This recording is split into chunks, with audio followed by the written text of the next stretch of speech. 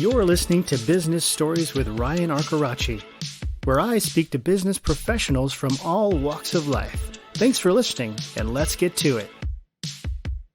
Okay, welcome everybody to the podcast. I am in a live podcast with Matthew, and I'm sorry, Matthew, I need to pronounce your last name correctly. Kreutzer. Kreutzer. Okay, you are an attorney here with Howard & Howard here in Las Vegas, specifically focused on franchise law and franchise legal challenges and compliances. Talk to us about your background. You've been doing this a while. I see you've been awarded for some things over the past several years. So talk to us about how you got into this role here. Yeah, it was kind of by accident. The second job I had out of law school, the first firm I went to work for, I went to be just a litigator doing antitrust law and stuff like that because I thought I wanted to be an antitrust lawyer, and didn't really take to it. Like it was just not my cup of tea. It was a lot of document review and a lot of tedium. So yeah. When I left there, I went to work just for a small litigation shop, like basically a law firm that handles lawsuits on behalf of different people. And in this case, that firm was completely focused on franchising. And in that situation, that firm represents only franchisees in litigation with franchisors and also negotiation, stuff like that. Mm-hmm. And I worked there for, a good 4.5 years. Before I even moved out to Las Vegas. That was back in DC. Mm-hmm. So when I moved out to Vegas and started with a different firm here, there wasn't anybody in this city that was doing franchise work. So I kind of used that as an opportunity to expand. Kind of use my background and knowledge as a way to. As a way to start a franchise practice in a city that, was up and coming, but didn't necessarily have anybody doing franchise law specifically here. So, yeah, it's been more than 20 years that I've been doing it now. Wow, that's great. So one thing I noticed about Vegas is it's a growing city. There's franchisees coming in left and right. It's hustling, it's bustling. It's an attractive place for businesses to come in. What have you learned, like working here? What are some of the pitfalls or things you're seeing that are happening now with franchising and where people are, not always in compliance or struggling in certain areas that they don't realize they're struggling in terms of the legal side? Yeah, I mean, we see some folks maybe getting into the relationship without fully being aware of what it means to sign a contract and to be obligated under a contract. And I think that's a little bit on the franchisor as well as the franchisee, maybe not doing enough due diligence, learning what it means to be a franchise owner, what it means to be a business owner before signing on the bottom line.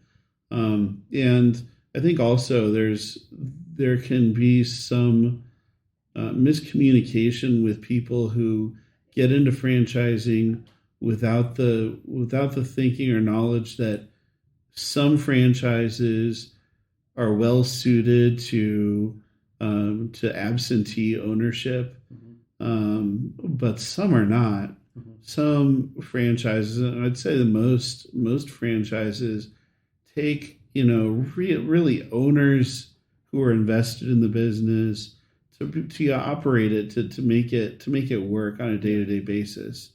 Right. I think a lot of people buy into a franchise thinking it's just going to run itself. Yep. It doesn't. Yeah. Yeah. So talking about that, like if we look at, you have the two sides of the coin. You've got the franchisee or the potential franchisee, and then you have the franchisor. How do you, coming in, let's just say from the position of a franchisee or potential franchise candidate, what are the best practices for you to, cover yourself before you sign on that dotted line and make that decision? Because it is a big decision. It's a big financial decision. It's a big life decision. So when you talk about doing the due diligence, what would you say, what are the steps you should take or what should you think about before you jump in with it? Number one, absolute number one by far, is talk to people who have already been there and done that.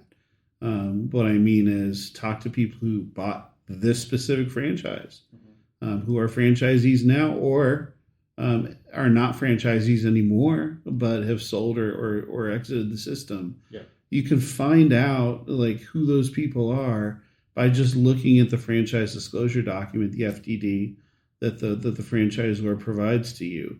They have to list the names of the franchisees and their contact information and the former franchisees in a certain section of their FDD. So call those people, talk to them.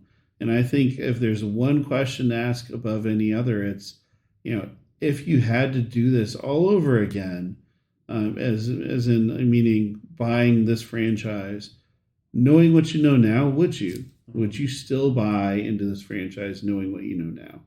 Yeah. So I'd say that's number one, far and above anything else. I think the second thing is look at alternatives, look at the competitors, look at other options out there before you jump in. Yep. Because there are thousands of franchise opportunities out there. And, if you really I think as human beings, sometimes we can get tunnel vision and get really excited about one opportunity, one particular thing. It can happen with houses or apartments or whatever it is. Yeah. We can just focus on this one, like, I'm excited about this one. Hold on now. Are there others that would work for me? And do I still prefer this one when I compare to those? Yep. So I think that's probably number two. Look at the alternatives and weigh the alternatives. And then number three, and I hate to sound like a commercial for my profession, but hire a franchise lawyer so that you can understand what you're signing before you sign it. Right. A lot of franchisors will not negotiate their franchise agreements.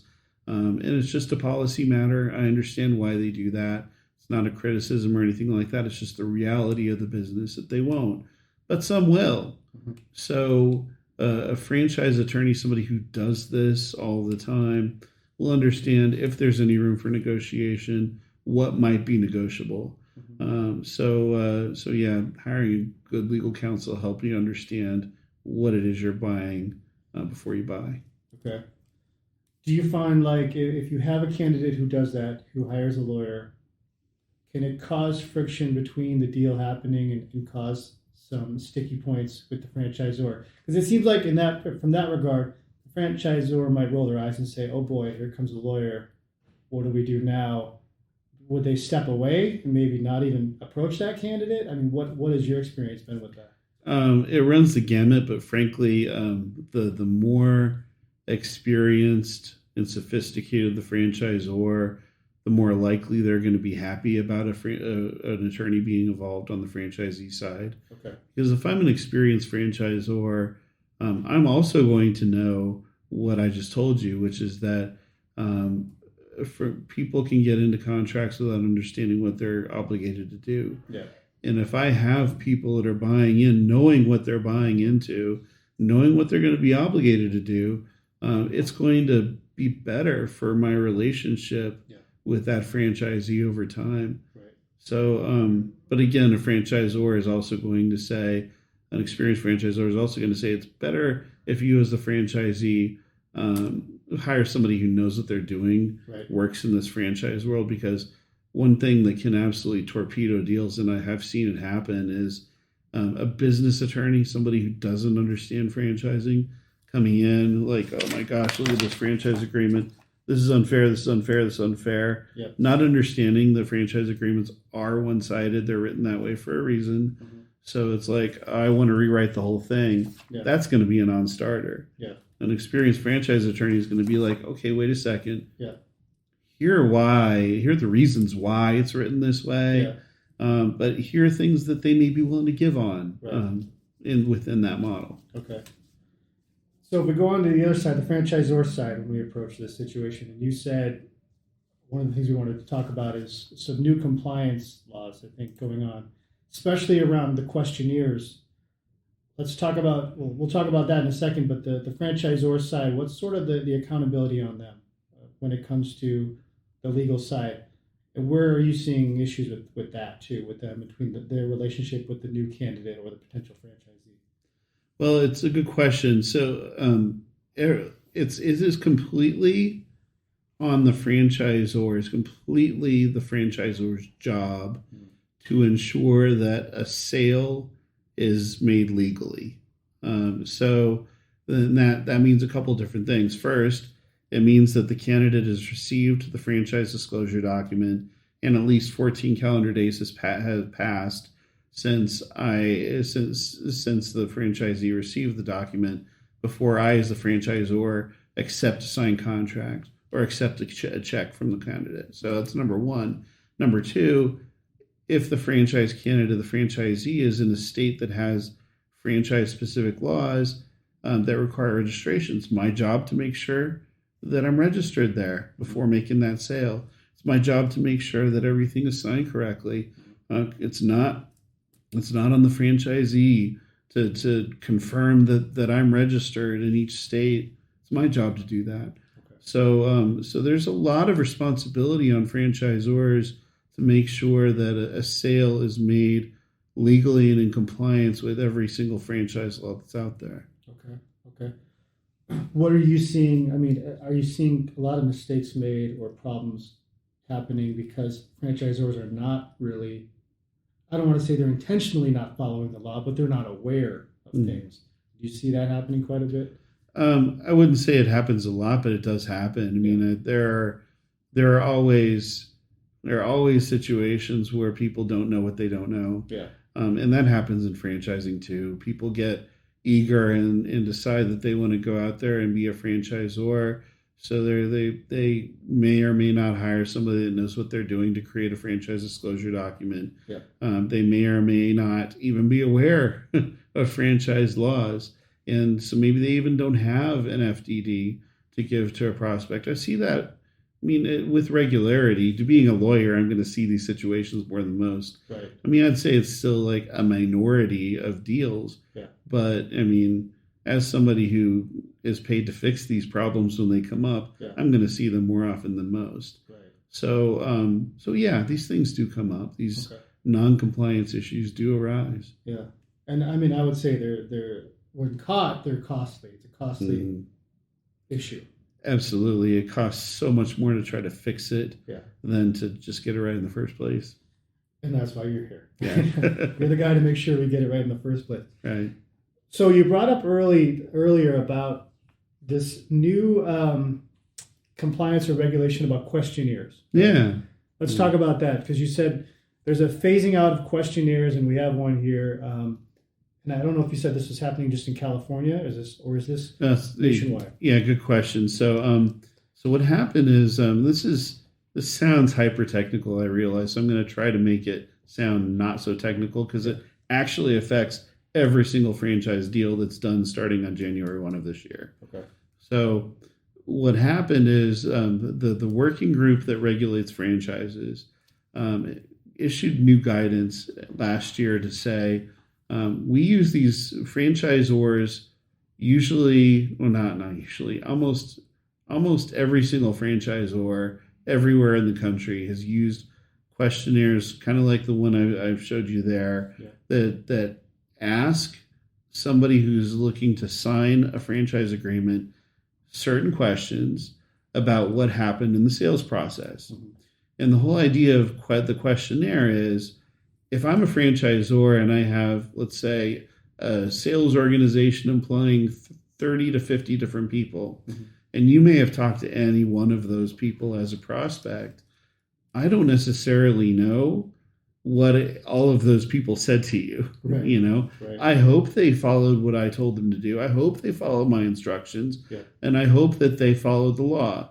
But I don't know for certain that happened. So I'm going to ask you as my candidate to fill out a questionnaire as part of the signing process that says, did anybody say, say any of this stuff to you? Yeah. Did they make promises to you about the type of money you might earn that isn't consistent with what the franchisor has in its item 19 of its FDD? Right. Did my candidate or did my salespeople tell you that you're going to get support or that we're going to do things for you that aren't already in the franchise contract? Yeah. I want to know these things before I sign the contract binding me, because if it happens later on that you come to me and say, I was promised this, that, or the other thing, and I said, wait, who said that to you? When was it promised? I didn't authorize them to promise. It can result in a lot of problems legally. Right. We could end up in court over it. So I, as the franchisor, would use a compliance questionnaire to figure out who said what to you, or if anybody said anything to you that I did not authorize during the sales process. So I'm going to ask you to fill one of those out. Yeah.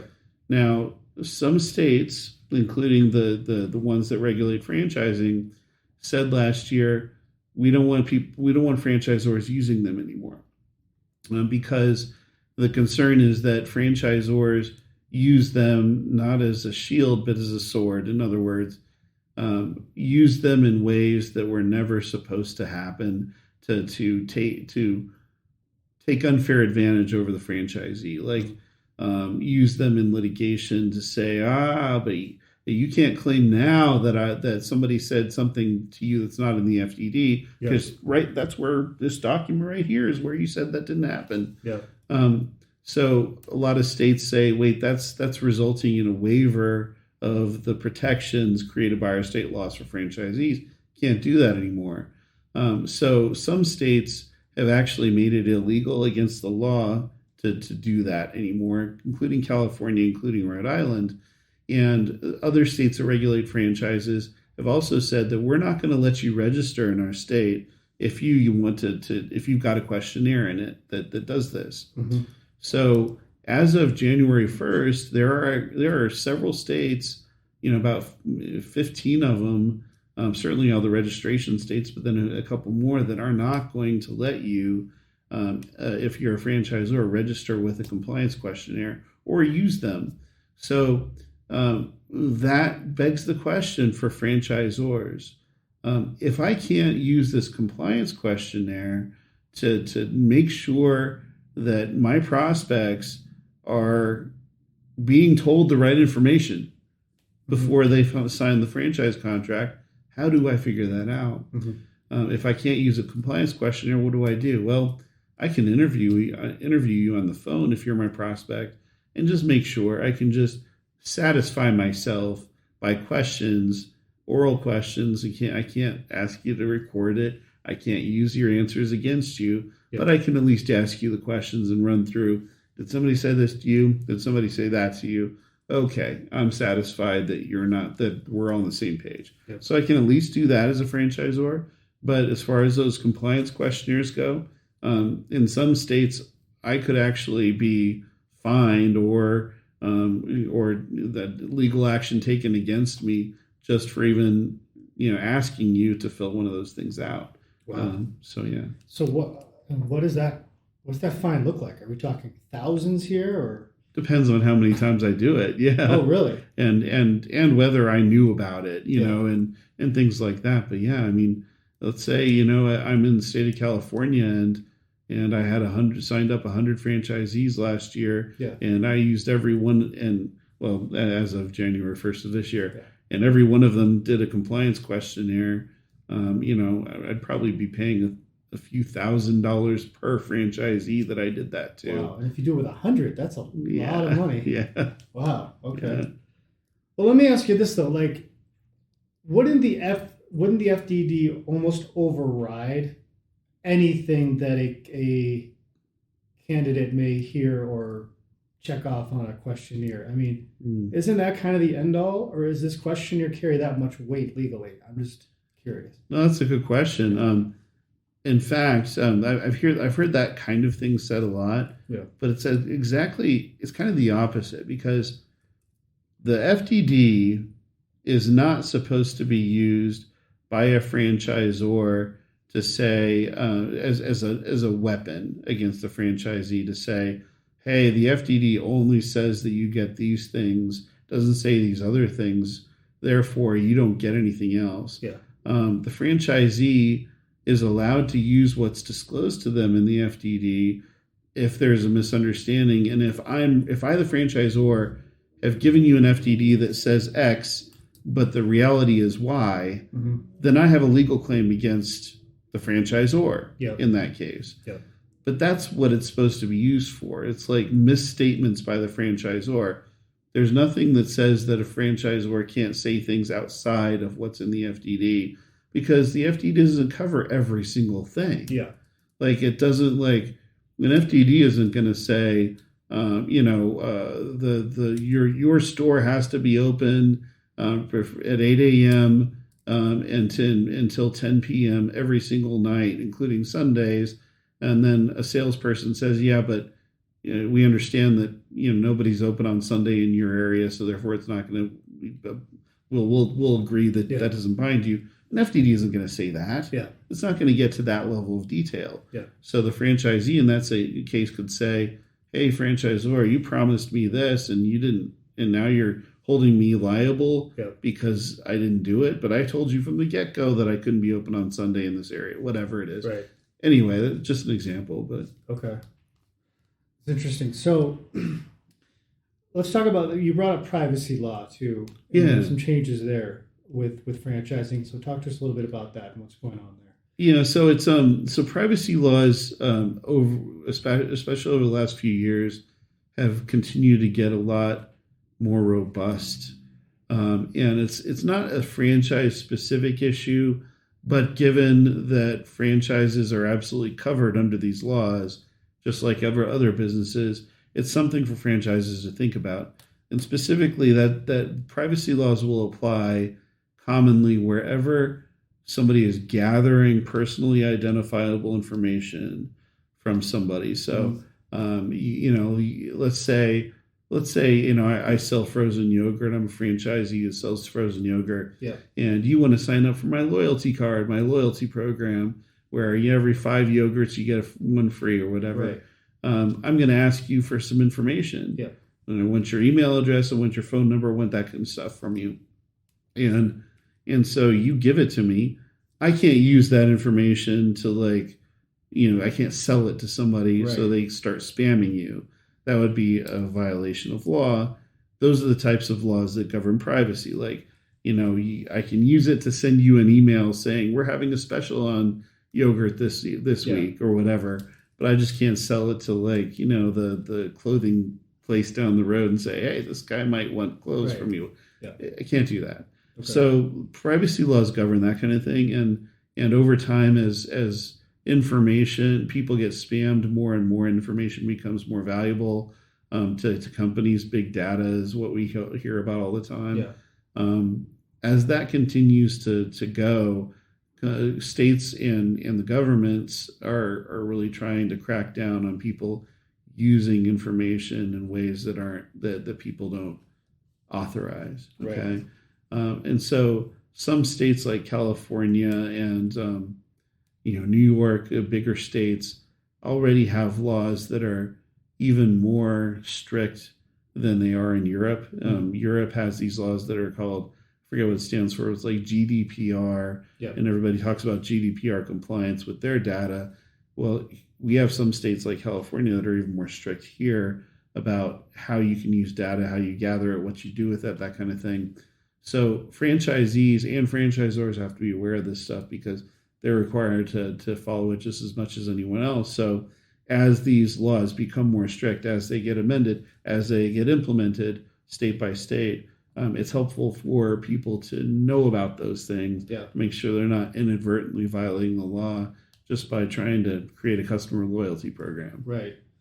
I mean, this also happens when trying to find candidates. I know a lot of franchisors collect data to get candidates from their website or somewhere else. Yeah.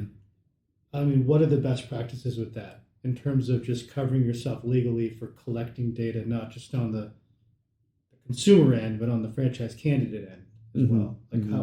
How do you maintain compliance with that given all that's going on with data out there. Yeah, I mean, there's some basic ways, which first of all is disclosing to the person who's sharing the information, this is what I'm going to use it for. Yeah. Specifically, from the outset, making sure that the person I'm collecting the data from knows why I'm collecting the data and what it's going to be used for. Yeah. Second, making sure it's hidden behind a firewall. I mean, we hear about data breaches all the time. Yeah. And the fact is, hackers are going to figure out ways around firewalls and things like that. Yeah. But I've at least have to try to protect it and do my best to protect it, because if I don't, then I'm negligent. Yeah. So making sure that it's hidden behind a firewall and kept safe.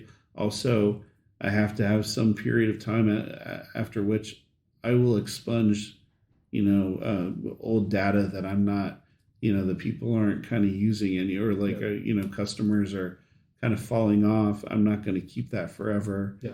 And certainly I've got to make sure that I'm not using the data in ways that are inconsistent with what I've told my customer I'll use it for. Yeah. Okay. Interesting. We've been talking a lot about what you do, but I want to know more about you. Like, I want people to know you and your expertise. And I know that you've been awarded. You've had an award. I think it was in 2012 for I think just your knowledge and your expertise. Tell us about that. I read that somewhere in your bio that you had. You had an award. So I don't mean to sound conceited when I say, but I've gotten a lot of awards for stuff. So okay. Let's talk about some of them now. Yeah, so I've been named a Franchise Times Legal Eagle every year for the last I'm not allowed to talk about 2023 yet, so let's just say the last 10 years. Okay. I've been named one of the best lawyers in America for the last 6 years in franchising and distribution. Wow. The Mountain States Super Lawyers Award, I think I've gotten that every year for the last 10 or 11 years. Anyway, I get a lot of awards, and it's it's kind of embarrassing. No, it shouldn't be embarrassing. That's great. I mean, congratulations. I got to ask you too, like, what do you think separates you? I mean, how is your approach different from other attorneys? And there's somewhat of a stigma with attorneys. People always feel like attorneys are called in when something bad happens, and it's annoying to have to deal with them. Let's put it that way. Well, how did you get to this point, or having those awards, come into your life? You had to have some kind of a process or things you've learned along the way to get there. Yeah. What do you think made that happen? Well, first, I think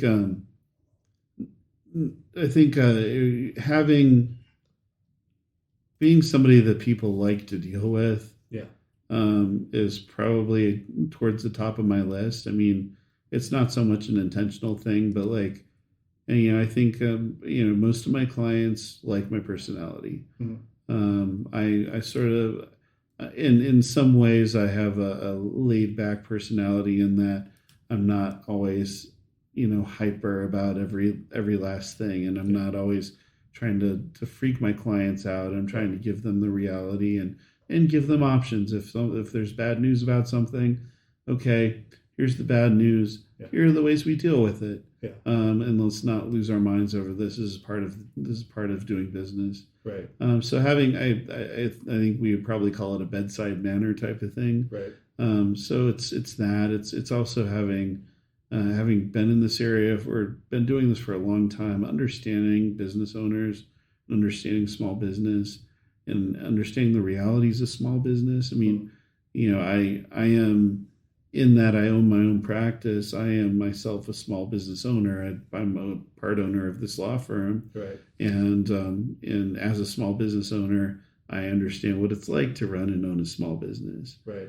So, understanding budgets and understanding realities of things instead of, just theoretical, legal constructs, but being able to relate them to people and how they actually need to run their business on a day-to-day basis, right, I think has been helpful. Yeah. So I think that's number one. It's just my bedside manner and understanding small business owners. Yeah, that's good. That's good.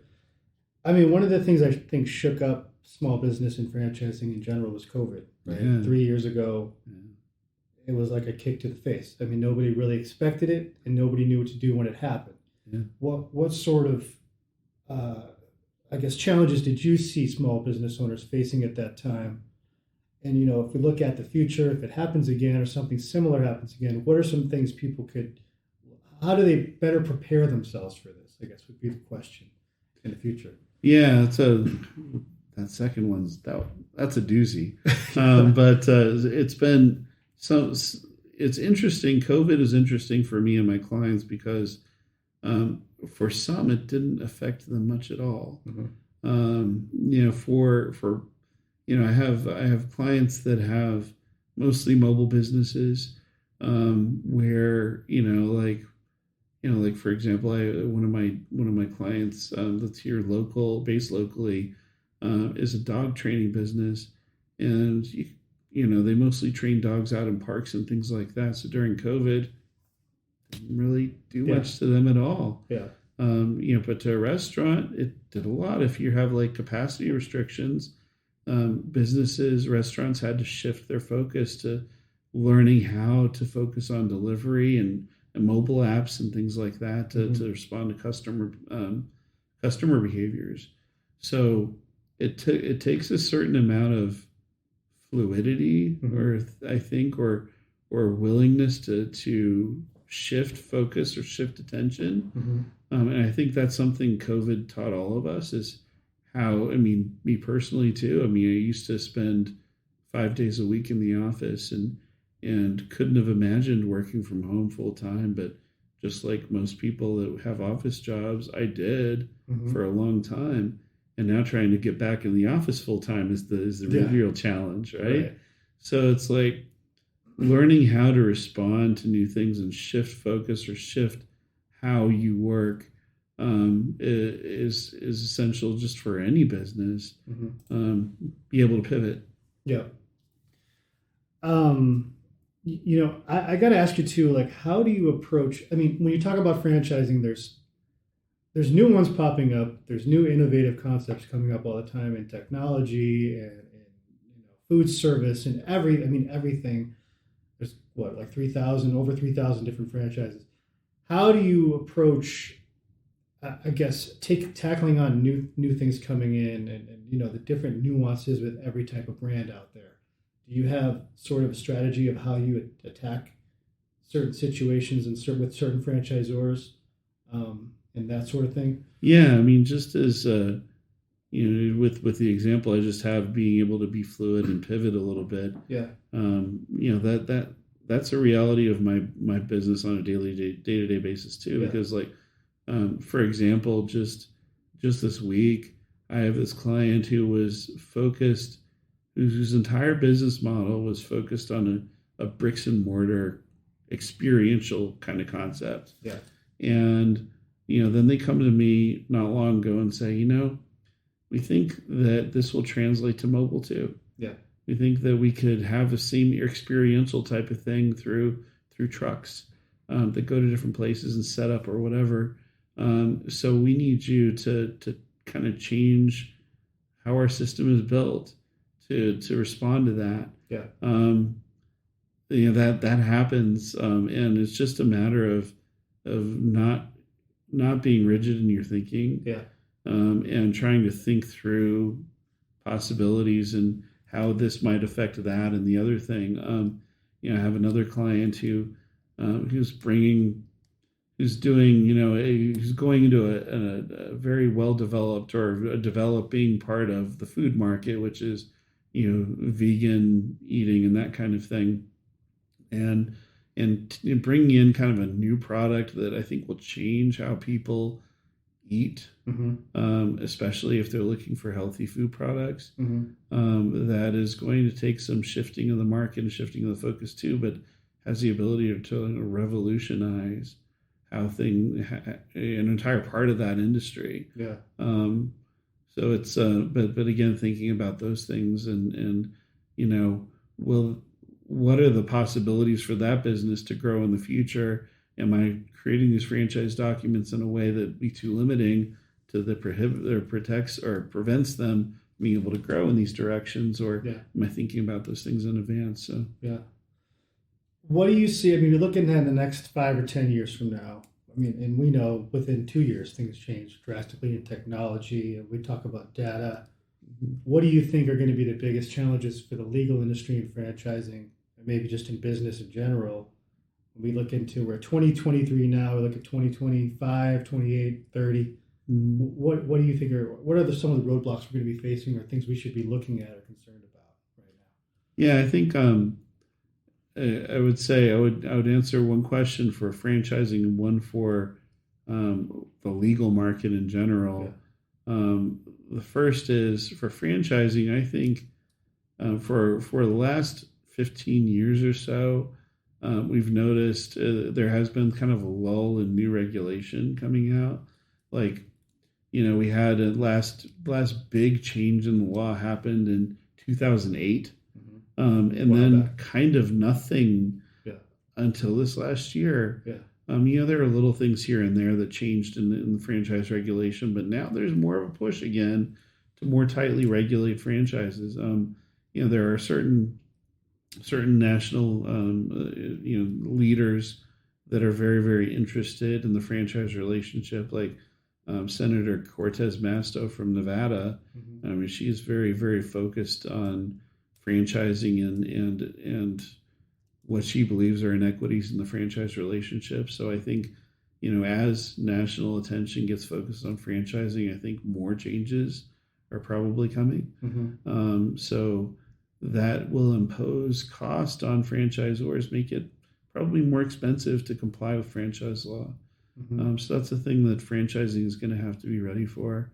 And then I'd say for the legal industry, but also actually for everyone, as AI starts to become more of a pronounced thing in our lives, it's going to cause changes and shifts that we're not that we're not necessarily used to or ready for, and that's going to affect all of us in different ways. All I can do is be aware of it. And try to think about what it could mean for me and my business. But I think that's true for everyone, right? I think AI has the ability to transform a lot of people's business. So I think those that survive and thrive in the event of AI are the ones that learn are going to be the ones who learn how to deal with it and live with it and work with it. Do you think it's going to bring in some interesting legal challenges as we get into AI? Because if you think about bad people getting access to it, people using it for unethical things, collecting data, stealing credit cards, whatever they do, do you foresee it bringing a whole new bucket of worms into your industry and just challenges coming in? Yeah, I mean, I'm obviously focused on what I do specifically, but I see AI as potentially being a tool for both bad and good in franchising, especially with the franchise legal stuff. I mean, not to get too off the rail or too technical, but I could see somebody like me using AI very efficiently to find out from my franchisor clients certain things that need to change when we're building their legal documents. But I can't remove myself from that equation, because AI is not going to be able to substitute for the judgment of an attorney. But by the same token, I can see some people developing AI and thinking that attorneys can be removed from the process entirely. And I think that would be dangerous. Because, we've seen people try to substitute all kinds of stuff for what lawyers do already. And it usually ends up in bad results, harming the client. Going back to what we were talking about earlier, like somebody might try to use AI to cut some corners in developing an FDD, for example. And that, I think, would come back to bite them and cost them a lot more money in the long run, instead of having a lawyer that maybe knows how to use AI to make themselves more efficient, which I think would be the benefit. So if you're listening, do not use AI for your legal documentation. Just a tip there. So, Well, Matthew, it's been a really good conversation and very insightful. Thank you. Sure. Where can people, I know you're going to be involved with, or at least at IFA this year, coming up in the next few days. Where can people find you or talk to you more if they have questions? How can they reach you? Yeah, my email is, I'll give you the easy version. It's my initials, which are MJK at the letter H, the number 2, LAW, H2law.com. That's my email. My blog is maybe an easy way to reach me because all my contacts on there. It's forwardfranchising.com, like go forward franchising.com. And my phone number office line is 702-667-4827. Great. Well, thank you again. I look forward to seeing you at IFA, and we'll keep in touch. All right. Thanks a lot, Ryan. Thanks for listening to today's episode. If you're interested in becoming an episode sponsor, please email me at livingryan@gmail.com. And thank you so much.